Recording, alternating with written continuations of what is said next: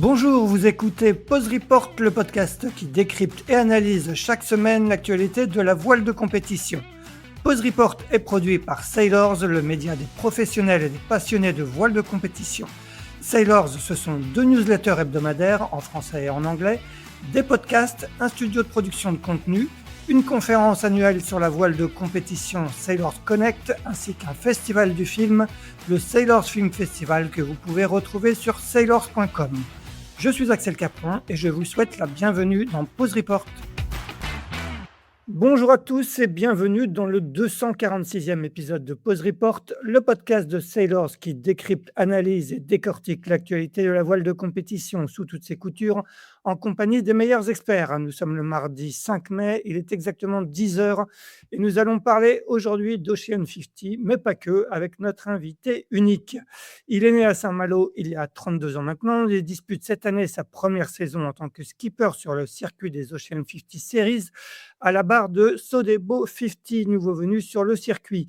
Auparavant, il a intégré l'équipe Sodebo Voile en 2015 pour une alternance en électronique, avant de peu à peu faire son trou dans l'équipe, promu responsable du pôle électronique, puis navigant à part entière, puisqu'il faisait partie de l'équipage qui, fin janvier, s'est emparé du trophée Jules Verne sur Sodebo Ultime 3 aux côtés de Thomas Coville. Il s'agit bien évidemment de Léonard Legrand. Salut Léo. Salut. Léonard qui est du côté d'Ajaccio où débute mercredi l'acte 2 des Ocean 50 Series 2026. On rappelle que l'acte 1 a eu lieu la semaine dernière à Sainte-Maxime avec 7 bateaux au départ. Il a été remporté par Elvest, nouveau nom de l'ex-Inter Invest, mené par Sébastien Rogue devant Edenred de Basile Bourgnon et Lazare d'Erwan Le Draoulec. À bord de Sodebo 50, vous avez pris Léonard à la 5e place avec notamment une victoire de manche sur les 12 disputés. Place donc cette semaine à l'acte 2 d'Ajaccio qui accueille une 8e équipe Plastic Odyssey, ex-Coesio d'Erwan Leroux.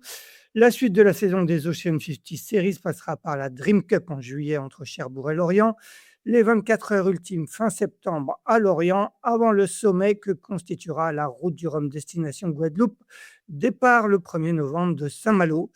Voilà pour cette présentation liminaire, Léonard. Avant de parler de ton actualité et de ces premiers actes de la saison en Méditerranée, revenons, si tu le veux bien, sur ton parcours qui est assez atypique. Comme je le disais en introduction, ça fait maintenant plus de 10 ans que tu travailles au sein de l'équipe Sodebo. Tu es arrivé en 2015. Quand tu es arrivé dans l'équipe pour une alternance, raconte-nous un peu quelles étaient tes aspirations. Et ouais, en 2015, donc ça fait un peu plus de 10 ans maintenant.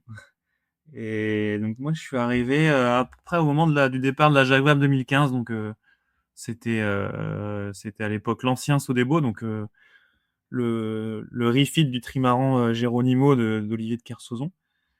Et c'était la Jaguar contre où il y avait la sortie de l'Ultime Massif qui avait à l'époque qu'un seul foil. C'était vraiment un peu le tout début des ultimes volants, enfin le préambule, quoi. Et donc moi je suis arrivé en alternance, donc je faisais 3 mois dans l'équipe, 3 mois à l'école. C'était c'est déjà extraordinaire, hein, pour moi intégrer une écurie de course comme ça. Moi je faisais beaucoup de voiles, enfin je fais beaucoup de voiles, mais de là à se projeter dans une équipe de haut niveau, où il y a les moyens de bien travailler, de courir les grandes courses comme ça, c'est vrai que je l'avais pas trop, c'était pas trop dans mon spectre encore, quoi. Et donc là, petit à Ouais, petit. excuse-moi de te couper, comment on devient alternant dans l'équipe Sodebo Voile? On envoie tout simplement un CV, un mail avec son CV. Et non, pas tout à fait. En fait, ça s'est fait un peu, alors pas par hasard, mais je connaissais très bien le responsable électronique de l'équipe à l'époque, Alexis Aveline, qui venait de terminer avec son alternant qui était dans l'équipe, qui venait de terminer ses 3 ans, et donc il cherchait un nouvel alternant pour intégrer l'équipe avec lui, parce que Alexis, il est très pédagogue, et c'est quelqu'un qui aime bien former les jeunes autour de lui. Et moi, c'est quelqu'un que je connaissais bien, et donc il m'a proposé ça. Moi, je venais de rentrer en école d'ingé, pas du tout pour faire de l'alternance, donc je pensais faire un cursus vraiment académique et faire mes 3 ans d'école, et puis après commencer à envoyer des CV à l'issue de ces 3 ans. Et en fait, c'est lui qui m'a poussé un peu et qui m'a dit, enfin, il m'a poussé pas longtemps, hein, parce que quand il m'a proposé le truc, j'étais vite, motivé. Mais en fait, c'était normalement pas possible, pour moi de basculer en alternance. Je venais de faire une prépa et l'alternance était réservée aux étudiants qui arrivaient d'IUT. Donc j'ai dû faire le forcing un peu déjà auprès de l'école pour basculer le côté alternant. Donc ils ont été conciliants, ça s'est bien fait, et puis ça a embrayé comme ça. Donc moi tout de suite, l'alternance c'est génial parce que tu rentres dans le monde professionnel, que ce soit dans une équipe de course ou pas, hein, vraiment une super passerelle parce que tout de suite t'as un salaire, donc t'es indépendant, tu loues ton appart toi-même, enfin tu rentres dans une autre dimension de vie, quoi.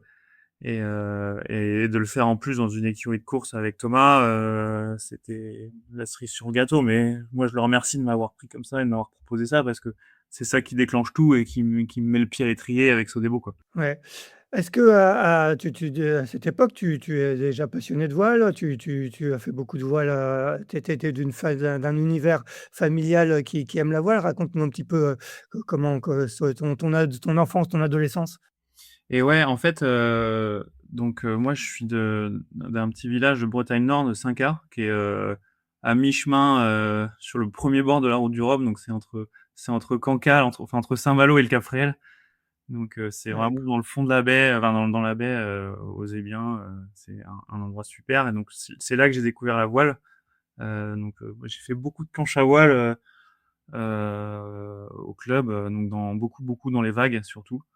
Et et puis j'ai mon père aussi qui naviguait beaucoup en croisière. Et donc c'est vrai qu'on partait en famille dans les Anglo-Normandes, à Jersey, Guernesey, au Minquier, donc dans toute cette zone-là où la navigation est hyper sympa. Il y a beaucoup de courants, il faut tout de suite tout regarder. Et puis quand on est gamin, alors on n'aime pas tout de suite la voile parce qu'il y a plein d'autres choses intéressantes. Moi, j'aimais bien être en mer pour mettre une ligne de traîne, tout ce qu'elle est avec. C'était on partait voyager en cabane, hein.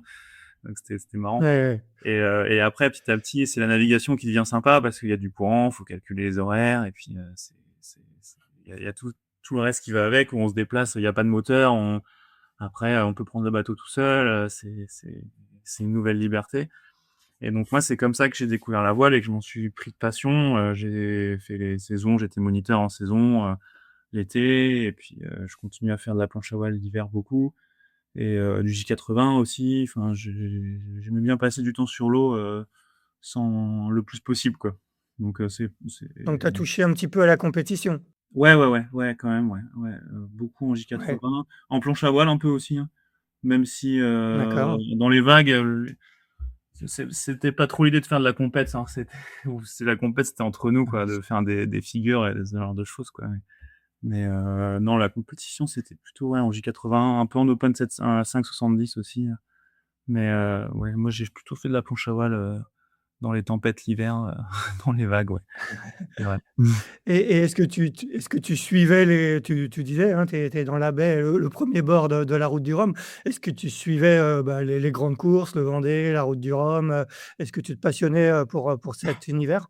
Ah bah ouais, forcément, hein, en fait, tous les 4 ans, toute cette côte d'émeraude jusque Saint-Malo, Cancale, Fériel, ça se dynamise avec l'approche de la route du Rhum, où on voit quelques semaines avant tous les gens qui remettent leur petit Zodiac à l'eau, leur coque un peu pour aller voir le départ au Cap Fred.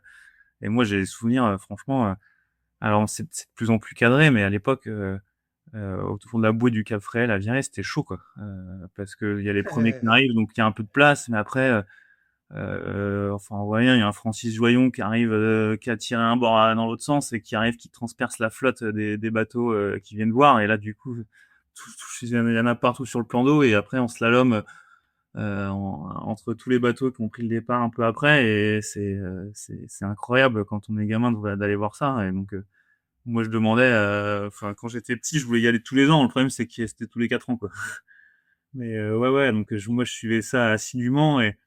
Et toutes les écoles du coin, pareil, s'y mettaient. C'était vraiment c'est dans la vie locale. Et cette route du Rhum, moi, ça m'a bercé depuis tout petit, quoi. Donc là, cette année, de me projeter dans cette dimension-là, c'est encore un nouveau challenge. Ouais, on va en reparler. Donc ce qui fait que quand tu débarques, dans l'équipe, Sodebo en 2015, tu étais pas du tout en terrain inconnu, Thomas Coville, c'est quelqu'un qui te parle, quoi? Ah ouais, c'est quelqu'un qui me parle, parce c'est quelqu'un que j'aime bien parce qu'il fait un peu, il fait pas que de la compétition, quoi. Il fait aussi des records et ça, je trouve ça vraiment, hyper intéressant parce que c'est quand même un autre challenge, humain, physique aussi, et puis qui prend en compte une dimension de temps, forte. Alors en compétition, il faut arriver dans un temps, plus rapide que ses concurrents et là, en record, on se bagarre contre un chrono et ça me plaît beaucoup et en fait, en 2015, il y a la Jacques Vabre, mais Thomas, il prépare aussi, l'hiver d'après là, le tour du monde en solitaire, le trophée Saint-Exupéry et donc moi, c'est un peu mes premières missions, c'est de préparer le bateau en électronique pour ce record-là, quoi, avec Alexis et donc moi, tout de suite, je suis baigné dans le monde du record autour du monde et ça devient, vraiment passionnant alors j'imagine pas du tout comment ça peut être, mais le job, c'est quand même d'essayer d'imaginer, comment Thomas va utiliser le bateau, ce qu'il faut pour que lui soit en sécurité, qu'il puisse, utiliser tous les systèmes électroniques, le pilote, tout ça. L'électronique pour un record du monde en solitaire, c'est l'importance, elle est au même ordre que la structure, Ouais, que l'accastillage, que tout ça, c'est un pôle à part entière et c'est de la bien sûr, ouais. sécurité, quoi donc moi, ça me passionne et je me plonge là-dedans, vraiment, avec envie et à chaque fois que je vais en période à l'école, j'ai qu'une envie, c'est repartir à Lorient, ou à la Trinité à Saint-Philibert pour, rebosser sur le bateau, quoi. Donc ouais, c'est une période qui est vraiment géniale. Ces 3 ans d'alternance et notamment cette préparation de record, de l'hiver 2016 là, c'était incroyable. Comment tu l'as vécu, ce record donc qui était à l'époque de 49 jours, hein, si je me souviens bien? Eh bien, c'était, moi j'étais encore, hein, j'étais toujours le petit jeune, hein, donc je suivais de loin, Ouais. mais c'est un peu les premières fois où je découvre, une cellule routage, avec Jean-Luc Nélias, l'approche météo, de faire de l'astreinte, pour l'électronique, essayer de dépanner à distance et à l'époque, il y avait pas de oh, j'ai l'impression que je parle comme un vieux, mais il y avait pas de Starlink, quoi. Ouais, En ouais. fait, c'était avec des communications satellites, avec les satellites géostationnaires, Fleet, donc ça avait rien à voir, on pouvait se téléphoner ou échanger des messages Slack, mais c'était quand même, c'était pas facile, quoi. C'était quand même pas si simple comme aujourd'hui, on pouvait pas faire de visio, de choses comme ça pour dépanner, donc fallait bien réfléchir à nos procédures et fallait faire attention à plein d'autres choses et ça, moi, le record, il était incroyable. En plus, Thomas, en électronique, ça se passe bien. Il arrive à faire le tour, presque, c'est un moment qui m'a marqué, en fait, il arrive à faire le tour presque uniquement avec son hydrogénérateur, son hydrolienne Ouais, ouais, Watt c'est NC. dingue. Ce qui est dingue, ouais et en fait, au Ouais. retour, dans le poteau noir, au retour, il se dit quand même: «Ouais, faut quand même que j'essaye de démarrer le groupe avant d'être dans le pot parce que potentiellement j'avancerai plus et je pourrais plus faire d'hydro et donc je vais essayer quand même, au cas où de démarrer le moteur» et là, ça démarre pas, quoi et moi, je me rappelle de cette scène où on est avec, Alexis et Frédéric Gastinel, le responsable, méca et à essayer de chercher les potentielles, pannes qui peuvent arriver et puis là, c'est le contre-la-montre qui démarre parce que l'énergie, si tu peux plus charger, ben, tu peux plus communiquer, tu plus de pilote automatique. Enfin, on connaît tous les problèmes énergie donc c'est vite critique, quoi et là, une demi-heure ou 1 heure après, Thomas, il nous rappelle, presque hyper ému d'avoir réussi à trouver la panne, la petite cosse qui s'était barrée et qu'il avait réussi à la remettre bien, qu'il avait trouvé que c'était celle-là, où est-ce qu'elle allait et le truc était reparti, il ronronnait le moteur donc ouais, c'était incroyable. Ça, c'est une petite victoire collective, sur un record en solitaire et en fait, il y en a eu plein de petites comme ça avec tous les pôles et moi, ça m'a piqué, tout de suite. Je me suis dit: «Ah, c'est incroyable ce truc, bah, le Thomas, il fait un record en solitaire, mais on a tous l'impression d'avoir battu le record aussi et donc c'est sûr que quand il arrive à Brest, le lendemain de Noël, enfin le matin de Noël, avec le record, dans la poche là, le moment il est incroyable, quoi. Il y a un monde fou à Ouais, Brest. ouais, ouais. Moi, je vois l'abeille, les trucs, les tuyaux, enfin, c'était un truc de fou, quoi. Et Ouais, ouais. l'équipe qu'on avait était super sympa. C'était le moment où, enfin, en fait, c'était au même moment où Quentin Delapierre, il commence à travailler dans une équipe de course au large aussi, et on était en même temps les deux jeunes Heu, Quentin, lui, était chapeauté un peu par Jean Knelias sur la partie perf, donc je me souviens, il en chiait un peu. Fallait qu'il refasse 18 fois les rapports avant que ça soit compilé par Jean-Luc. Donc c'était marrant. Il galérait dans son coin à faire tourner ses Race Replay et ses logiciels de performance. Et moi, j'étais chapeauté par Alexis, et donc on avançait au même rythme un peu dans notre progression dans les équipes de course. Dans l'équipe de course, c'était sympa, ouais. C'était une belle époque. Ouais, tu fais donc tes 3 ans d'alternance, au sein de l'équipe et comment ça se passe, à la fin de l'alternance? Et en fait, à la fin de l'alternance, donc moi, le projet que j'ai de fin d'alternance, c'est de passer responsable du bateau, donc Sodebo 4, donc Geronimo, alors c'est le film de Geronimo, pour la route du Rhum de Thomas de Ouais, 2018. Parce qu'en parallèle, Alexis et David Gauthier, qui étaient les deux vraiment full-time électroniciens sur le projet, basculent sur le design élec du nouveau Sodebo Ultime 3, quoi, qui est en début de d'accord, ouais. qui est en début de construction, que donc c'est le tout début, et eux sont accaparés par ça. Et donc moi je reste full time sur le Sodebo Ultime 2, là, celui de Guirec Soudé maintenant. Et L'actuel MACSF, ouais. ouais, l'actuel MACSF, ouais. Et donc moi, c'est mon projet de fin d'études, c'est d'aider Thomas à préparer la route du Rhum en électronique sur ce bateau-là, quoi. Donc déjà, le projet il est incroyable. Donc, de naviguer avec lui en faux solo, d'essayer d'optimiser le pilote, enfin de tous ces items d'électronique qu'on a à faire au large et pour le solitaire. Donc à l'issue de ça, moi c'est ça qui me donne envie de rester. Et donc à l'issue de cette route du Rhum, moi je fais ma première transatlantique, donc avec Thomas, Jean-Luc, tout ça sur le bateau.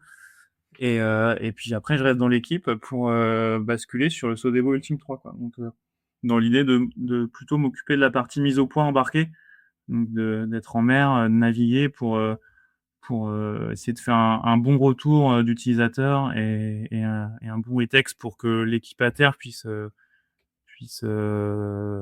mettre au point et corriger potentiellement les bugs qu'on observe en mer et optimiser tout. Moi, je m'occupais plutôt de la partie embarquée, quoi, c'est-à-dire en mer. D'accord. Ouais. Et donc Donc là, tu es embauché, là? c'est là où ça démarre, où je suis embauché, ouais, exactement. D et du coup, après, ça se passe, comment? Tu navigues, de plus en plus, j'imagine? Tu commences à prendre goût à naviguer? Raconte-nous un peu comment tout ça progresse dans ton esprit et comment, tu commences à t'imaginer peut-être, naviguer de plus en plus? Ouais, en fait, c'est important, c'est là où en électronique, on a la chance, nous, de naviguer beaucoup parce qu'on est sur Ouais, un pôle où quasiment tout ce qu'on fait se met au point en mer, quoi. Donc moi, c'est ce qui me passionne énormément. En fait, il y a plein de jeunes stagiaires qui passent nous voir souvent dans l'équipe et qui me disent: «Ah, j'aimerais bosser dans une équipe de course au large, j'ai envie de naviguer, tout ça. Je suis en train de faire des études de matériaux, de composites ou d'architecture navale». Et moi, je leur dis: «Mais si vous voulez faire du bateau, les gars, faut faire de l'électronique, quoi». Et alors ouais, alors là, souvent au bureau d'études ou composite, on navigue un peu moins, quoi. Ça se passe beaucoup en chantier ou beaucoup en maintenance à quai ou en optimisation à quai, on navigue moins, quoi. Et donc en électronique, moi, je me retrouve à beaucoup naviguer, donc pour faire la calibration du vent, pour la calibration de tous les appendices, rien que de s'assurer que tout est exploitable après dans les données à terre, que tous les logs sont bien lancés, que le journal de bord est maintenu à jour, tout ça, que les données soient exploitables. Et donc je navigue de plus en plus et ça me plaît de plus en plus. Et en plus de ça, la relation avec Thomas et Sodebo se passe bien. C'est sûr que Thomas, il vient je viens du même endroit que Thomas en Bretagne Nord. Lui, il est de Saint-Jacques, je suis 5 donc on a toujours les petites blagues sur là d'où on vient. Enfin, c'est assez sympa tout de suite la relation humainement. C'est quand même hyper chouette de naviguer ensemble, quoi. Et, euh, et donc de fil en aiguille, il y a le premier trophée Jules Verne qui arrive avec l'équipage. Je crois que c'est fin 2019, début 2020, je sais pas. Et donc avec l'équipage où il y a Sam Bouchal, Corentin Auro, François Morvan, enfin François Duguay, il y a un super équipage. et la tentative s'arrête après l'île Kerguelen et le bateau atterrit à La Réunion, quoi. Donc, moi, je pars à l'île de La Réunion pour résoudre les quelques problèmes électriques qu'ils avaient eu pendant la tentative. Et surtout, je suis aussi embarqué pour ramener le bateau à Lorient parce qu'une partie de l'équipage avait débarqué. Et donc moi, c'est ma Ouais. première. J'avais déjà fait les transats, mais celle-là, c'est la première vraiment longue période à bord. Parce qu'en fait, une transat sur ces bateaux-là, c'est 6-7 jours. Donc c'est pas, c'est des naves incroyables, mais ça va assez vite. Et là, c'est une nave déjà plus longue. Si on met 22 ou 23 jours à rentrer. On passe Bonne-Espérance dans l'autre sens, on fait le Poteau Noir. Enfin, c'est vraiment une vraie nave au large, longue, qui ressemble un peu à qui est déjà une partie du tour du monde, quoi, dans l'autre sens, mais Ouais, bien une sûr, nave ouais. incroyable. Et puis moi, je me sens trop bien en mer, quoi. C'est sur ces bateaux. Franchement, les Ultimes Volants, c'est des bateaux fantastiques, hein. Dans 12 nœuds de vent, on est à 25 nœuds. Au-delà, enfin, s'il y a pas plus de 2 mètres de mer, on sent pas l'état de la mer. C'est des bateaux vraiment super. C'est physique, mais c'est des bateaux vraiment qui sont géniaux. Et donc, à l'arrivée, je me dis, ouais, c'est quand même incroyable. Moi, j'ai vraiment envie de faire ça. Si Sodebo et Thomas, ils veulent repartir sur une nouvelle tentative, il faut que je me donne les moyens d'être légitime, de demander à Thomas de partir avec eux. Alors, il me dira oui, il me dira non, on verra, mais il faut que je me donne les moyens de faire ça, quoi. Et donc, Et donc tu vas taper à la porte, de Thomas? pas tout de suite, non. En fait, je me dis enfin, qu'est-ce qu'il pourrait faire qui m'embarque en plus, parce que c'est intéressant pour lui d'avoir aussi un responsable électronique à bord. Ça permet en fait, on a sans arrêt des petites pannes ou des petits détails qui sont pas grand chose à régler souvent, mais qui peuvent prendre du temps. Et quand il y a le responsable élec à bord, ça va beaucoup plus vite. Et c'est en fait, c'est de la performance parce que le bateau est pas, alors c'est rarement à l'arrêt, mais le bateau est pas accaparé pour une petite répa qui en fait se résout super vite. Donc c'est aussi de la performance d'avoir une bonne équipe navigante qui connaît le bateau techniquement, quoi. Donc ça, je me dis que ça peut être une carte à jouer. Et en parallèle, il faut quand même que j'ai ce côté un peu compète marin, pas que technicien, quoi. Et donc Ouais, bien sûr, ouais. c'est là où du coup je pars faire de l'Ocean 50, qui sont des versions miniatures des ultimes où les foils sont plus petits, mais en fait c'est des bateaux hyper intéressants pour se former parce qu'ils sont presque plus exigeants en termes de veille et de concentration, parce que c'est des bateaux qui sont plus légers, 4 fois plus légers, qui peuvent chavirer, où il faut être vraiment aux écoutes, où là le sens marin est vraiment capital, quoi. Donc moi, c'est là où je me dis qu'il faut absolument que je parte faire ça. Et donc j'en avais fait un petit peu avec Sam Goodchild pour sa préparation de la route du Rhum aussi. Et donc là, j'y vais avec Pierre Quiroga sur la saison du Pro Sailing Tour de 2021, je crois. D'accord, Et, ouais. euh, et donc on descend du coup en Méditerranée, un peu comme cette année. On descend en Méditerranée, on fait les étapes, on marche bien, hein, on fait une place de deux et on finit troisième au général, un truc comme ça. Et donc moi, c'est une super formation. Et l'année d'après, je continue à faire ça. Je fais la transat des Terre-Neuva toujours avec Viabilis.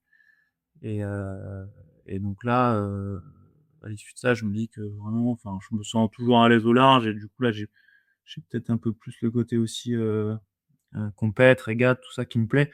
Et donc j'en parle à Thomas et puis petit à petit, on se dit en fait ouais, que ça peut le faire qu'on parte ensemble aussi au large en tour du monde, quoi, pour un Jules Verne. Et c'est un peu de là que ça se tamponne, quoi. Donc, et D'accord. après l'hiver, s'ensuit des tentatives et jusqu'au record, quoi. Ouais, ouais. Tu parles du parcours un petit peu, vous êtes du même coin avec Thomas, on a l'impression quel rôle a joué, Thomas dans ton parcours? Est-ce que c'est quoi? C'est un mentor? C'est un professeur? C'est un ami? C'est quel rôle a joué Thomas?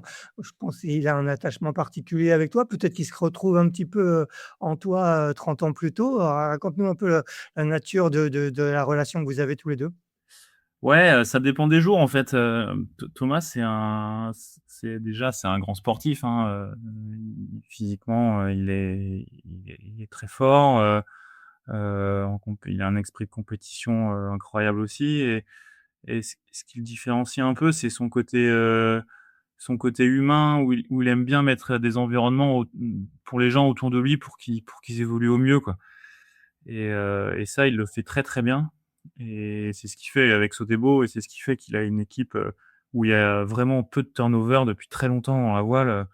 Il y a pas beaucoup d'équipes comme ça, en fait. Heu, Déjà la relation Thomas-Sodebo qui dure depuis plus de 25 ans, c'est exceptionnel dans le milieu.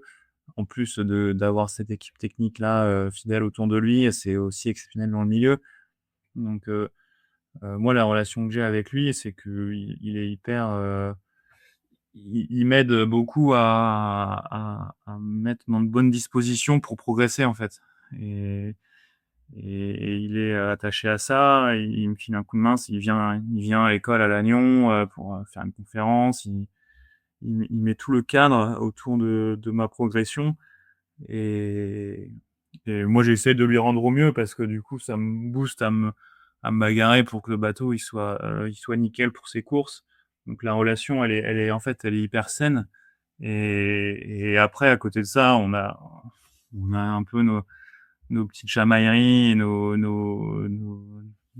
humeurs qui fitent bien. Et du coup on a plein de moments qui sont extra professionnels qui rendent le boulot encore plus sympa parce que on a un peu les mêmes de manière affective, ça fonctionne très bien. Donc c'est un peu plus qu'une relation de patron. Et en fait c'est ça qui nous donne envie de naviguer ensemble aussi. Enfin moi c'est ce que je ressens, j'imagine que lui aussi, sinon on n'aurait pas fait le tour du monde ensemble.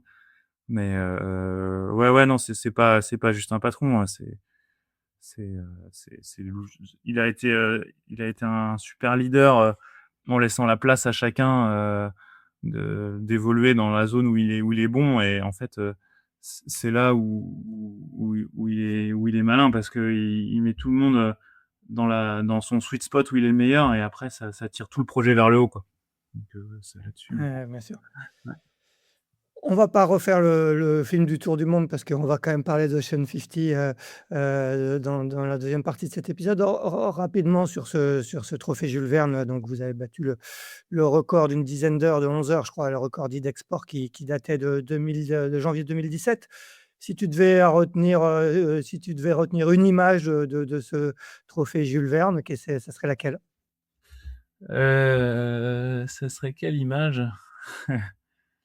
Hem, il y a un moment qui en fait c'était un peu difficile en météo tout le tour là. Et presque en fait après le passage du Horn et le début de la remontée, les routages on bat pas le record, quoi. C'est la météo elle est pas bonne. Et parce que l'Atlantique Sud il est mauvais. Et donc bon bah c'est un peu dur parce que ça fait même un moment qu'on navigue et qu'on arrive à être devant tout le temps. Mais là ça s'aligne pas les planètes pour l'enchaînement météo de l'Atlantique au retour.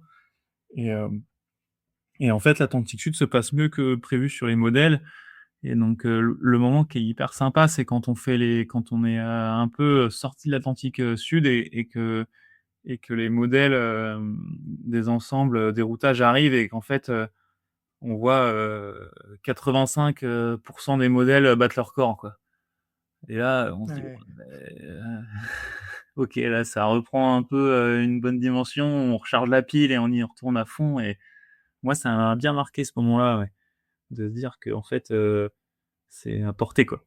Alors ouais, ouais. on rentre c'est rare les routages, en fait on est tout le temps dans l'incertitude parce que la météo elle va jamais jusqu'au bout.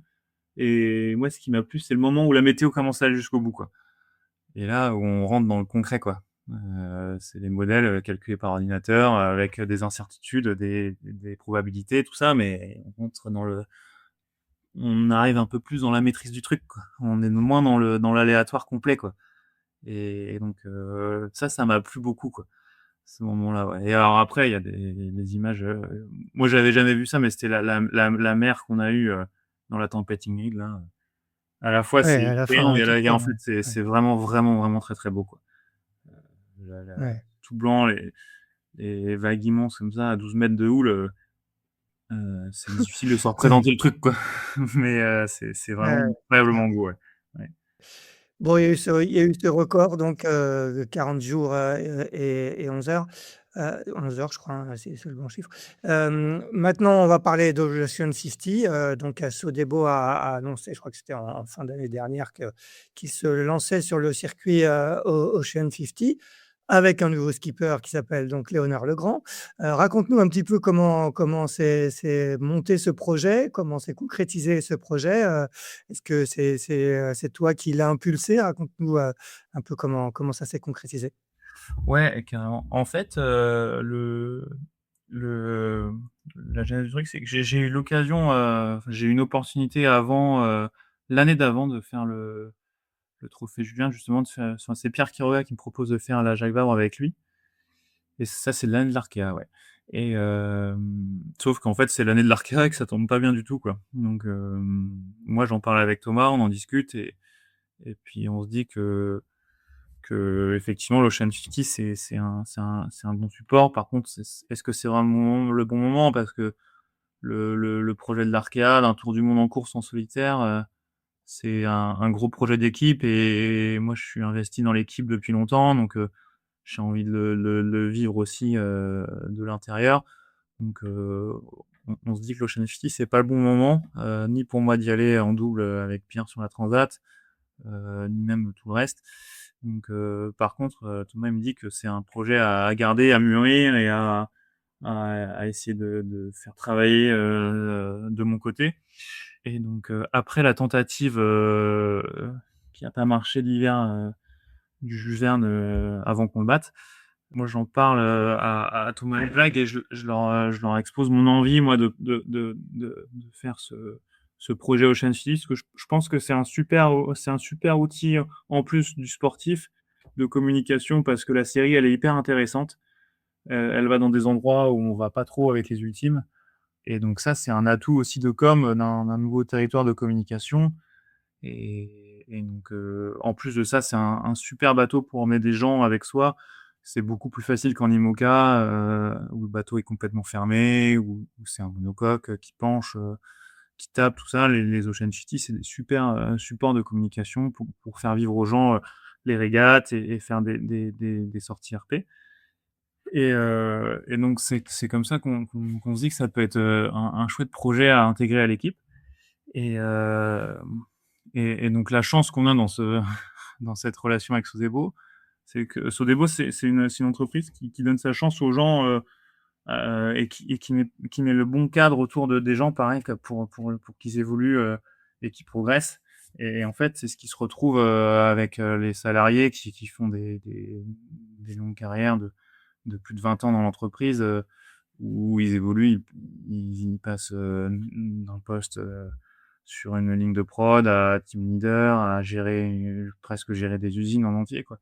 Donc c'est quand même vraiment dans l'ADN de l'entreprise que les gens grandissent en interne. Et donc c'est ça qui a aussi participé à la validation générale du projet, en fait. C'est que c'est pas un one shot où j'arrive en tant que mercenaire en disant que j'aimerais faire une saison d'Ocean 50. C'est que ça fait 10 ans que je suis dans l'équipe, que j'ai commencé en alternance, que j'ai grandi avec l'équipe, pour Thomas, tous ensemble, et que je propose aujourd'hui de faire un projet en parallèle, toujours au sein de l'équipe voile d'Ocean 50, et que moi, c'est me donner ma chance de faire la route du Rhum. Et donc Sodebo met le cadre et accepte de mettre le cadre autour de ça, et donc de se lancer en Ocean 50 avec moi, ouais. Et donc c'est parti comme ça, au moment de l'annonce d'ailleurs, l'année dernière, ouais. Ouais, ouais. Il a fallu trouver un bateau parce qu'on rappelle qu'il y a un numerus clausus dans la classe Ocean 50 qui fait que c'est pas si évident d'y rentrer. Comment vous y êtes pris? Comment vous avez abouti? Et en fait, ça, c'est un peu aussi ça qui a participé à la genèse du projet, c'est qu'il y avait ce bateau-là qui était à vendre. Donc Christopher Pratt vendait ce bateau, qui était le Crépeau U3 de Francky Vescoffier, puis Fenêtre Cardinal de Erwan Leroux, donc qui est un vieux bateau de 2009, mais qui est quand même un bon bateau, quoi, qui est assez léger, assez bien construit en preg, donc pour l'époque, c'est quand même une bonne plateforme. Donc c'est ça qui nous a dit qu'il y avait une opportunité aussi à saisir. En fait, le numerus clausus fait qu'on peut pas arriver et construire un bateau, dire: «Ah bonjour, on est Sodebo, on arrive, on va faire d'Ocean City». Non, non, il faut construire le projet, pour aussi, respecter les contraintes et les forces de la classe parce que le numerus clausus, c'est pas qu'une contrainte, hein, ça permet, aux bateaux de rester, attractifs, compétitifs entre eux. Ça force les plateformes à être remises au goût du jour et c'est l'effort qu'on a fait cet hiver avec cette plateforme-là, c'est de lui redonner un peu une seconde vie parce qu'elle en avait besoin. Elle était dans un état un peu fatiguée, donc on a beaucoup travaillé dessus pour la rendre, plus fiable, un peu plus performante, pour en faire essayer d'optimiser un peu pour le large et pour moi, pour la route du Rhum. Donc il c'est ce bateau-là qu'on a choisi et en fait, on l'a pas trop choisi parce que c'était un peu le seul qui était à vendre. Mais on était content que ce soit celui-là et c'est ce qui nous a poussé dans notre décision aussi, quoi. Ouais. Vous l'avez ramené donc, l'automne, dernier à Lorient. Raconte-nous un petit peu ce chantier, tu disais il y a eu quand même pas mal de boulot. Raconte-nous ce qui a été fait sur le bateau. Ouais, en fait, on l'a ramené il était à Marseille, le bateau, chez Monaco Marine et donc on est parti, on l'a ramené à 4, donc avec, Charles qui est boat captain, maintenant, Élie qui est responsable technique, aussi, chez Sodebo, dans l'équipe, pour l'Ultime également et Antoine Loriot-Prévost qui est dans l'équipe, Archid. qui est Archid, qui est dans l'équipe VPLP et qui nous a aidés à faire les bons choix et à designer des options et des items du refit. Donc, on a fait 7 jours de nav tous les 4, et l'objectif de ces jours de nav là, on est parti avec une liste, d'idées et puis, on les a prises une par une, en mer et puis on a dit: «Est-ce que celle-là, elle est importante? Est-ce qu'on la fait? Est-ce qu'on la fait pas? Est-ce que ce serait pas mieux de faire ça?» Donc, on est arrivé à Lorient avec une liste dont on était un peu plus sûr parce on l'avait, validée en mer, avec l'architecte, avec, les techniciens, avec moi donc on était tous un peu raccord avec ce qu'on avait envie de faire du bateau et donc on avait un peu envie on a raidi le bateau un petit peu, donc on a rajouté des UD sur les bras. Heu, on a renforcé aussi les bras avant. En fait, ils étaient complètement vides, les bras avant, il y avait pas de cloison dedans. Donc D'accord, ouais. et c'était les avaries, c'est une avarie un peu connue en Ocean Safety, c'est-à-dire que l'impact des vagues, dans les carénages de bras, font que la lame, s'écrase et s'abîme et donc c'est ce qui est arrivé à Erwan Leroux, sur sa Jacques Vabre, celle d'avant encore avec Audrey, où il s'arrête, rapidement parce que le carénage, est abîmé et qu'il ne peut plus continuer. Donc nous, on a rajouté, 2 cloisons par bras pour éviter ce genre de choses. On a rajouté une cadène, de petits Genac devant pour pouvoir faire des peelings au large. On a rajouté des queues de malais, donc des bouts d'or à l'arrière pour avoir un Genac un peu plus grand. Euh, on a complètement changé l'électronique. Ça, c'est un peu les principaux axes. On a fait un nouveau mât aussi, parce que le mât qui était en place, Ouais. bon, il allait pas très bien. C'était un mec avec des bases stacks structurelles. C'était pas hyper ergonomique. Le mât qui avait le bateau avant, à l'époque d'Erwan Leroux, était super, mais le bateau avait des matés au Silly, donc c'était un mât un peu pas hyper adapté au bateau qui était en place, donc on a fait un nouveau mât. Et donc là, le bateau, il ressort il y a un mois et une semaine, tout juste, de chantier. Donc, c'est quasiment un nouveau bateau qu'on prend en main et qu'on découvre avec plaisir là. Et qu'on amène de nouveau en Méditerranée du coup pour ces grands prix, quoi. Ouais, justement, le timing était assez serré, hein. Vous avez remis à l'eau, fin mars, pour un premier Grand Prix, à Sainte-Maxime, 29, le 30 avril, un mois plus tard. Comment ça s'est passé la prise en main? Il a fallu, rapidement se mettre en mode convoyage? Ouais, en fait, on met le bateau à l'eau et là tout de suite, la job list, elle est, hyper longue parce qu'il y a 10 millions d'items à voir, quand on met un bateau, presque neuf, à l'eau, tout l'accastillage, toutes les ficelles, les voiles à ajuster, le nouveau mât, tous ces réglages-là à faire. Donc là, il a fallu être, priorisé, faire ce qui nous semblait important déjà pour avoir le bateau au départ des grands prix.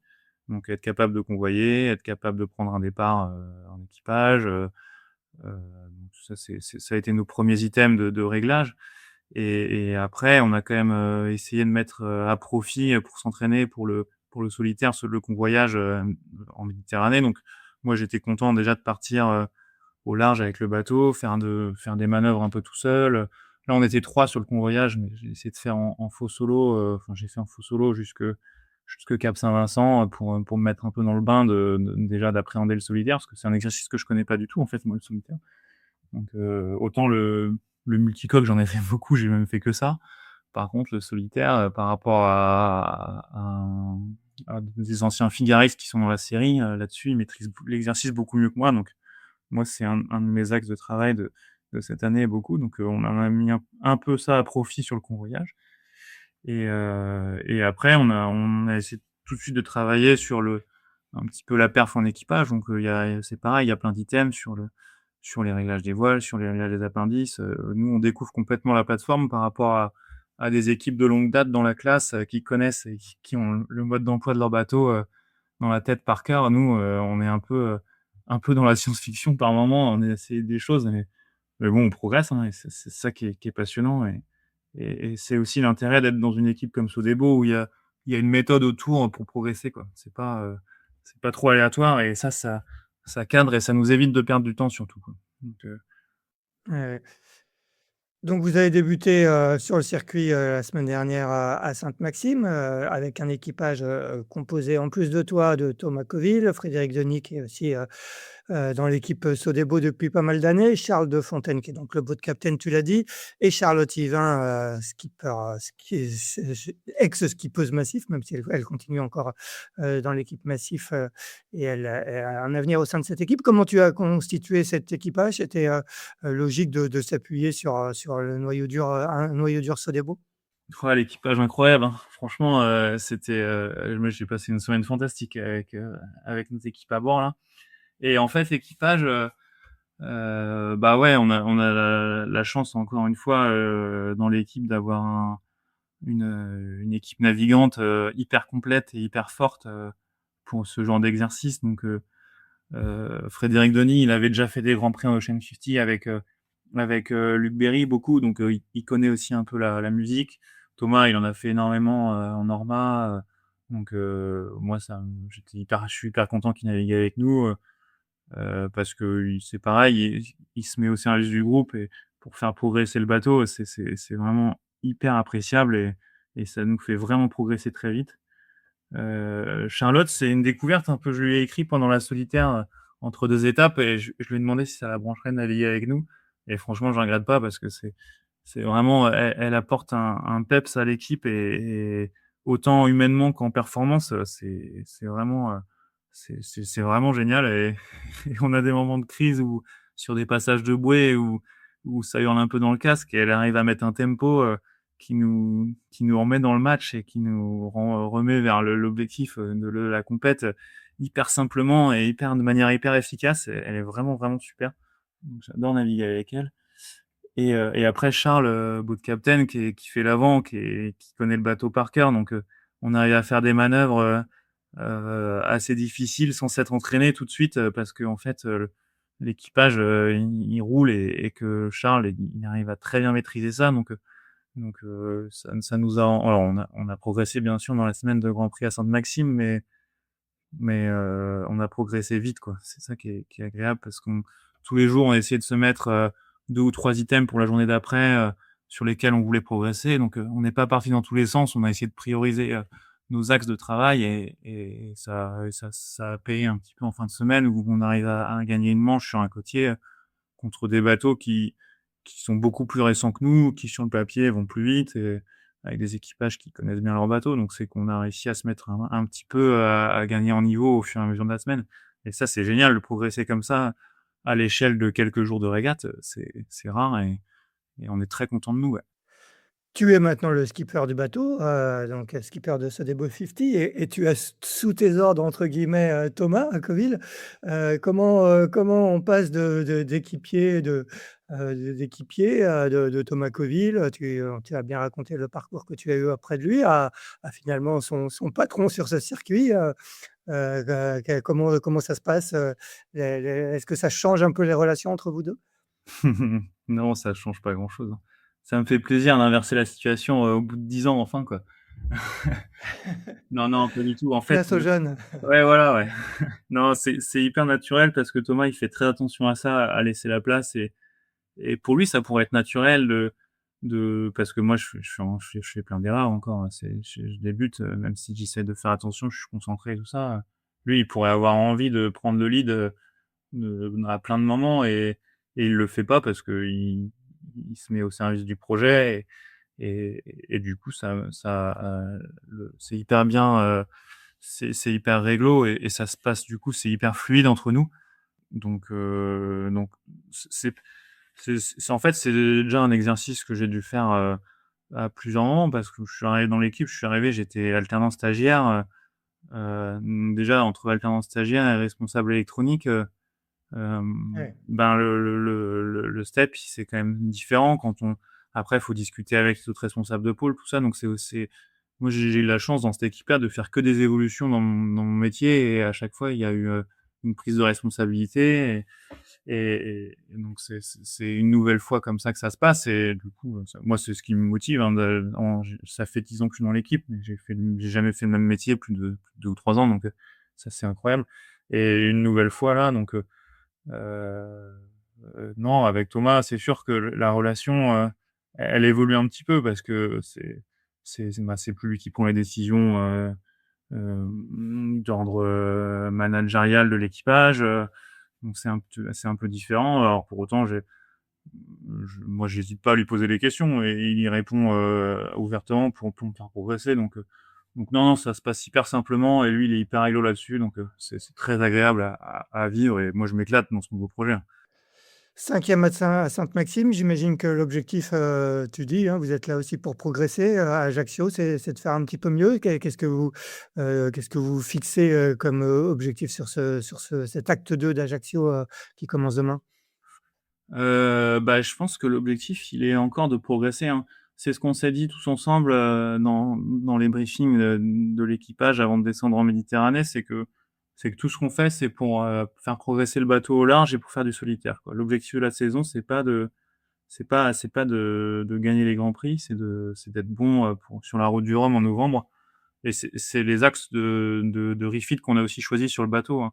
On n'a pas essayé d'en faire une machine à grand prix parce qu'intrinsèquement, le bateau, il a un déficit de vitesse dans certaines conditions de Grand Mmh. Prix et c'est pas là-dessus qu'il fallait se être focus. Donc non, une nouvelle fois, là, on va régater contre des bateaux Helvest, Coesio, Lazare. C'est des bateaux, c'est des avions au près dans le vent léger, hein. Nous, on a notre carte à jouer de bien naviguer, de pas faire d'erreur de manœuvre et d'aller au bon endroit. Si on fait ça, on est dans le match avec eux largement. L'objectif, il est de continuer à progresser, de faire des podiums le plus possible cette semaine et après le résultat, on va voir. Je pense qu'on est capable de mettre un bateau ou 2 largement derrière nous au classement général, les bateaux de nouvelle génération. Mais dans la division dans laquelle on joue des bateaux de notre génération, c'est WeWise et Upwind. Là, évidemment, on a envie de faire devant eux parce qu'on a largement, enfin, on a des bateaux qui vont aussi vite qu'eux. Et après, si on navigue bien, on est capable de mettre Arcep derrière nous. Enfin, voilà, on est capable de réaliser ça, je pense, ouais, largement. Mmh. La suite de la saison, comme je l'expliquais en ouverture, ça passera par, la Dream Cup en juillet. Ça c'est un peu la répétition, la grande répétition du Rhum, la Dream Cup. Je crois qu'elle est course qualificative, pour la route du Rhum. Je crois que vous la ferez, en solitaire en Ocean 50. Ouais. C'est un rendez-vous important pour toi? Ah bah ouais, grave. Moi, c'est ma première course en solitaire, donc ça va être un moment plus qu'important, je pense, ouais. Pour autant, j'ai vraiment, vraiment hâte d'y être. Ouais. Alors après, faut bien se préparer et c'est là où, dès la fin de cette semaine à Ajaccio, on repasse en mode, préparation solo. Donc, on remet l'ergonomie de solitaire, on repasse, à faire du large, en faux solo. Le convoyage retour, on va le mettre à profit aussi pour travailler ça. Donc, ouais, ouais et je suis curieux et ça me fait plaisir d'essayer d'écrire toute la feuille de route pour arriver prêt à la Dream Cup, à faire une première course en solitaire sur le bateau. Alors après, est-ce que, enfin, faut se fixer le bon objectif de la Dream Cup. C'est quoi l'objectif? L'objectif, je pense que c'est de naviguer proprement, de pas se faire peur sur cette course-là, parce que c'est quand même une course pas facile, hein. Il y a, je crois qu'il y a 1000 milles à faire, quelque chose comme ça, Oui, ouais, ouais, c'est ouais, sûr. et on doit passer 3 ou 4 rails de cargo en 3 jours. Donc il va y avoir toute la gestion du solitaire, vraiment à proprement parler, comme une étape du Figaro, hein, où il faut être lucide au bon moment. Et ça va être la découverte. Et alors moi, je suis là, pour le coup, c'est un nouveau truc qui va me passionner. Je suis sur un... Donc non, non, la Dream Cup, ouais, ça va être... moi, j'ai très hâte d'arriver à ce moment-là, ouais. J'imagine que tu as aussi hâte d'être, au 1er novembre pour le départ de la route du Rhum. Tu as raconté au début de cet épisode l'attachement que tu avais, pour cette course que tu voyais presque passer, sous tes fenêtres quand tu étais en France. Et quand tu penses aujourd'hui à la route du Rhum, c'est quoi? C'est de l'appréhension, c'est de la hâte, c'est quoi? C'est, j'imagine, un mélange de sentiments? Ouais, c'est un mélange de sentiments un peu. Il y a des choses qui me font peur. Après, je sais que je suis capable de réaliser ça. Là où il faut que je sois bon, c'est de se dire que la régate, elle commence tout de suite dès Cancale, et qu'elle se termine qu'une fois la ligne d'arrivée passée. Le risque, c'est de s'emballer et à vouloir faire trop bien trop vite. Je pense qu'il faut y aller progressivement, même dans la course elle-même, quoi. Pas se cramer tout de suite, parce que là, ça peut être difficile, hein, s'il y a trois fronts à passer. Sur ces bateaux-là, c'est sport, quoi. Donc là-dessus, il faut être lucide. Mais après, je me dis que même si je l'ai pas fait en solitaire, des fronts en multicoque, j'en ai passé plein, quoi. Donc la, Ouais, quand même, ouais. ouais, la dynamique, l'état de la mer, je l'ai vu beaucoup. Le schéma, je le mentalise à bloc, de passer le front, le vent qui refuse en grand, de partir au reaching derrière, tout ça. Quasiment, je me visualise le faire avec ce bateau-là, et du coup, ça me donne vraiment, vraiment envie d'y aller à bloc et de bien le réaliser, quoi. J'ai vraiment envie de faire une belle trajectoire avec les bonnes voiles bien réglées. Enfin, là pour le coup, ça me passionne vraiment sportivement, quoi. Après, il y a tous les à côté qui me plaisent. Le fait que la course elle parte de Saint-Malo devant chez moi, c'est encore, ça rajoute du piment au truc. Mais il faut que ce soit du piment dans le bon sens. Faut pas que ce soit une mauvaise pression, de se dire ouais, il y a mes proches à côté, faut pas que je fasse de conneries. Tout ça, faut le prendre, et il faut que ça soit une source d'énergie, et pas, faut pas que ce soit un boulet au pied, quoi. Donc là, c'est là où on a envie aussi d'aller à Saint-Malo, de passer les écluses, de se mettre dans les bassins avant novembre, avant octobre. On va y aller cet été avant la Dream Cup pour voir, essayer de sentir un peu l'environnement, de voir la zone. On va aller essayer de se faire un départ à Cancale, de se caler, de tout ça pour pas tout découvrir le 1er novembre. Et puis ça fait partie de l'entraînement, hein. Donc c'est tout ce rétro-planning là qui est passionnant aussi, pour réussir à être prêt le jour J, et à être tout de suite prêt sans être submergé par l'émotion de l'endroit, de l'aura de la course, et de tout ce qu'il va y avoir, parce que départ de course, c'est quand même des gros trucs, hein. Quand t'as les navettes, les hélicos, il y a du vent fort, t'es dans le truc où il y a plein de monde, et j'imagine qu'après t'es tout de suite tout seul, où ça devient, enfin, c'est des moments qui sont quand même pas simples à gérer, et c'est des moments où il faut être bon tout de suite. Donc ça, c'est une préparation qui est délicate, parce qu'on peut pas s'entraîner à l'échelle 1. Donc il Ouais, bien sûr. faut bien mentaliser le truc pour être prêt aussi tout de suite, ouais. J'imagine que ça sera aussi l'occasion pour toi de mesurer finalement le chemin parcouru, hein, que tu viens de raconter, sur ces 11 années. Si tu te retournes sur ces 11 ans de quand tu es arrivé, jeune alternant, au sein de l'équipe, ça t'inspire quoi? Heu, ouais, je vois pas trop le temps passer, en fait, c'est amusant, hein, quand même, parce que comme je disais, j'ai pas beaucoup fait le même métier longtemps dans l'équipe, hein. Et ça ressemble vraiment aux carrières qu'il y a chez les salariés chez Sodebo à Montaigu, hein. Moi, j'ai l'impression de voir les mêmes têtes qu'il y a 11 ans, et les gens ont aussi évolué dans leur carrière là-bas, et de pouvoir échanger là-dessus, c'est incroyable. Et ce projet Sodebo 50, moi, je suis hyper heureux de pouvoir rassembler aussi les salariés à la mise à l'eau autour de ça, de pouvoir célébrer le moment ensemble.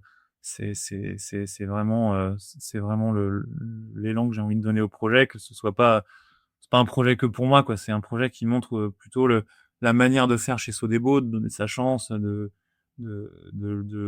permettre à un jeune qui a envie de faire la route du Rhum, qui est dans l'équipe depuis longtemps, de mettre ce cadre autour. Et donc, ouais, c'est vrai que d'être à Saint-Malo en novembre, ça va sans doute donner une perspective à ces 11 années passées dans l'écurie Sodebo, voilà, hein. Mais bon, je sais pas si ça va être le meilleur moment pour y penser. Je pense qu'il faudra être très concentré aussi en novembre là où sur la ligne, je vais peut-être pas avoir le temps de me dire, de me faire la frise des 11 années passées, quoi. Un dernier mot sur les années suivantes, justement, ce projet Ocean 50, il s'inscrit dans la durée et si tu te vois où dans 10 ans? Ouais, bah, là, ça, c'est une très bonne question, hein. En fait, là, déjà, j'ai envie d'être concentré sur ce qui arrive, entre guillemets, à moyen court terme dans les 6 mois. La job list, elle est déjà suffisamment intense pour pas me charger en plus avec les années à venir. Par contre, ce qui est sûr, c'est que c'est pas dans l'ADN de Sodebo de faire un one shot, quoi.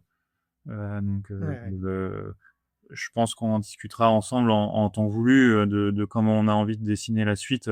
Faut que ça leur convienne, faut que ça me convienne mais c'est sûr que si on a envie de faire des choses ensemble, on continuera avec plaisir. Moi, ça me fait très plaisir de travailler avec cette entreprise-là, dans laquelle je me retrouve largement et avec tout le monde et quel que soit le niveau. Donc, c'est des discussions qu'on aura dans les mois qui viennent, certainement. Pour l'instant, c'est pas du tout défini encore ce qu'on va faire dans les années à venir. Mais il y a plein de choses géniales qui arrivent avec la classe ultime aussi. Enfin, tout ce qu'il y a en multicoque, en trimaran en ce moment, c'est quand même génial. Je suis très content Mmh. d'être dans cette série. La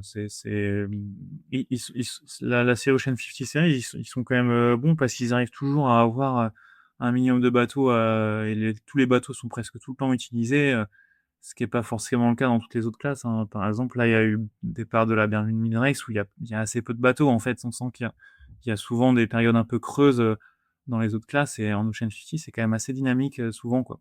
Donc là, nous, on est contents et c'est une classe qui correspond bien à Sodebo où ils ont envie de s'impliquer aussi. Donc ça, c'est certainement pas un one shot sur une année route du Rhum, non.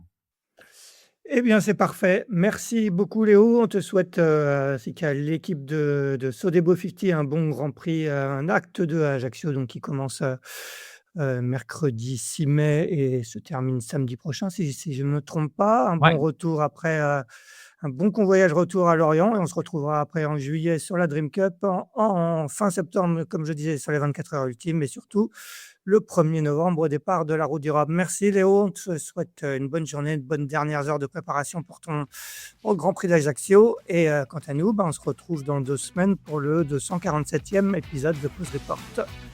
Ciao. Merci beaucoup. Merci d'avoir écouté cet épisode de Pause Report. N'hésitez pas à nous dire ce que vous en pensez, en bien ou en mal, et n'hésitez pas à le partager. Si vous souhaitez suivre l'actualité de la voile de compétition, je vous encourage à vous abonner à la newsletter Sailors, envoyée chaque vendredi à 17h. Pour vous inscrire, c'est gratuit et ça se passe sur sailors.com. À bientôt.